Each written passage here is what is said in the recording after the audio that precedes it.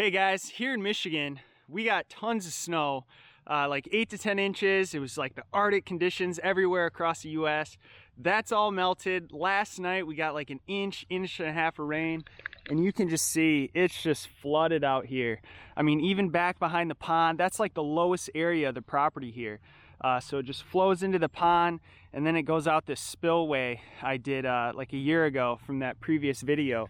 I just want to show you guys, hey, this is what it looks like. This is what's happening. It's pretty cool over by the drainage ditch to just see how much water is just pouring through.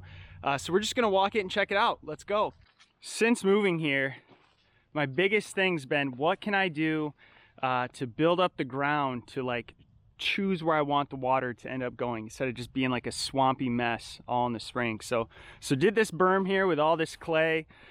This worked out great. Then I realized, oh man, I can't get across because I wanted to have like an opening. So built a bridge to be able to cut across. But look at all this water. I mean, this is crazy. It just keeps coming in. So a few weeks ago or a few months ago, I redid the drain tile there for like during the summer when there's a lot of rain, to just have a way to get on out into the pond. Well, you can see now, way too much water for it, right? And the whole level itself has risen to match the pond too. So open this up, water's flowing through here, goes into the pond, and then I'm gonna walk on over here just so we can see what the level is with the pond as far as the height, and then show you where it's all going. So this is the part that just fascinates me about water, is all the snow's melting, tons of rain, right? All this water has to go somewhere. So it's starting to hit critical mass here in the pond. So instead of it just flooding everything, right, I want to take the excess water and have it go somewhere away from the property. So last night I came out here to check before the rain hit, and that PVC you see, that was like the way to monitor the height of the pond. It was like maybe, I don't know, like 6-8 inches below. All this rain, boom, way too high. So it can't even keep up, right? This is just a 4-inch PVC. So I did this like emergency spillway last year, and you can see it's pouring through, and it just fills this part back up in here. And I had a video from like a year ago where I discovered that there was an area back here that like years ago was set up to just move this water from the property. But you can see, I mean, this stuff's pouring in pretty good. We're gonna go back here and walk this.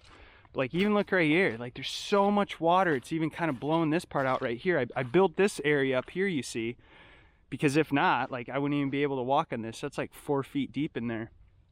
But you can even see the water here building up, crashing on over, going into here. So we're gonna walk back here. Let's check this out.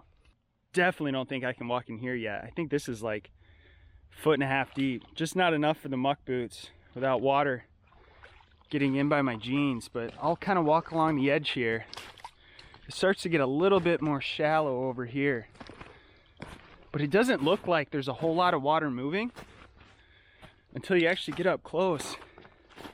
You start to realize, man, once I kick all this stuff away, you can really start to see it starting to flow. Come up here, looks like there's just a little bit here I can move up, move away. But look at this, you can start to see the current. I'm trying to not create so many ripples. Look at this, it just keeps going, guys.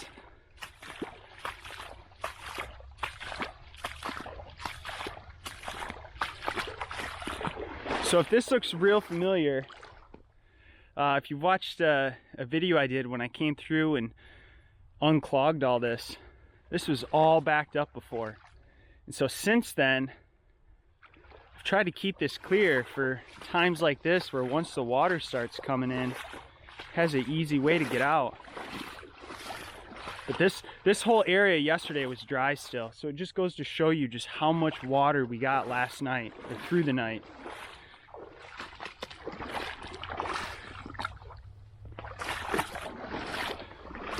Oh man, this stuff's getting pretty deep.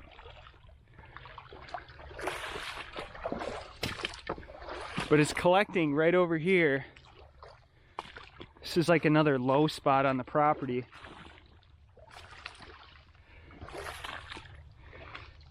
And then it exits out right through here. So you can see it's starting to move. Here's some currents. I guess I could clear up some of this stuff.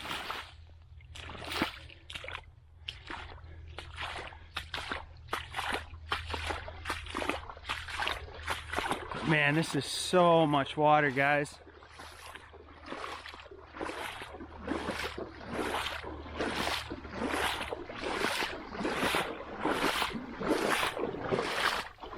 We're probably, man, this is probably like 6 inches deep of water right here. I mean, this is a good amount. But it starts to pick up steam here just because the ground starts to angle pretty good. Where you can really start to see it starting to move here. And then up here is where everything was blocked like a year ago. So this is all open, chainsawed everything, opened up all this, took away all the brush. But look at this stuff starting to move. I mean, we got some current now.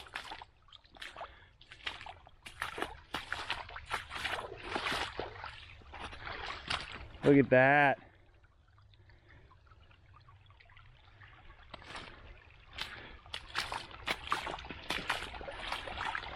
There was a huge maple tree here, so I chainsawed this. I mean, this thing used to be super tall. You can see where I cut it. It's all right there. But just to prevent any more blockage. And look at all this water flowing. This will probably be like this for days. And then it goes into this drainage ditch. Way out, like a quarter mile. This whole drainage ditch goes like a quarter mile to the road, where there's a nice lowland there, where it's like a temporary pond. But I mean, look at this, guys. It actually sounds peaceful.